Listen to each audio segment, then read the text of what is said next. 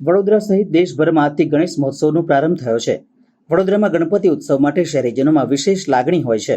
લક્ષ્મી વિલાસ પેલેસમાં બિરાજમાન શ્રીજીની પ્રતિમા વર્ષ 1939માં ચૌહાણ પરિવાર પાસે બનાવવામાં આવી હતી. 3 પેઢીથી પેલેસના ગણપતિની પ્રતિમાને બનાવનાર ચૌહાણ પરિવાર આજે પણ તેમની પહેલી પ્રતિમાના સંસ્મરણો યાદ કરે છે.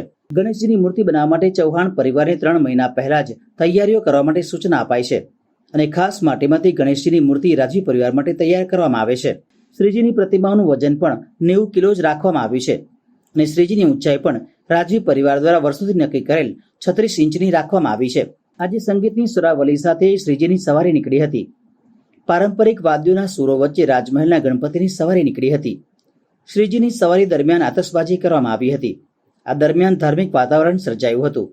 શ્રીજીની પાલખી યાત્રામાં પરંપરા પ્રમાણે સલામી પણ આપવામાં આવી હતી. પાલખીમાં બિરાજમાન શ્રીજીનું રાજમહેલમાં આગમન થયું હતું. દરબાર હોલ ખાતે રાજપુરોહિત દ્વારા શાસ્ત્રોક્ત વિધિ પ્રમાણે શ્રીજીનું પૂજન અર્ચન કરાયા બાદ શ્રીજીની સ્થાપના કરાઈ હતી.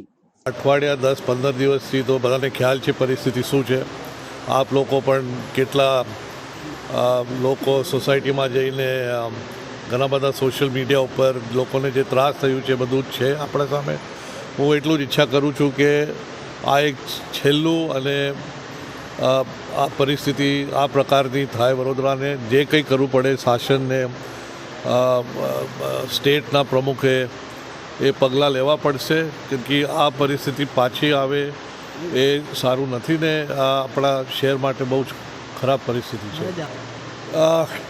મને ખ્યાલ નથી જે કહેવાય છે કે આ એક મેનમેડ પરિસ્થિતિ છે અને મેનમેડ છે તો એનું સોલ્યુશન પણ મેનમેડ જ થવા જોઈએ એટલું માનું છું.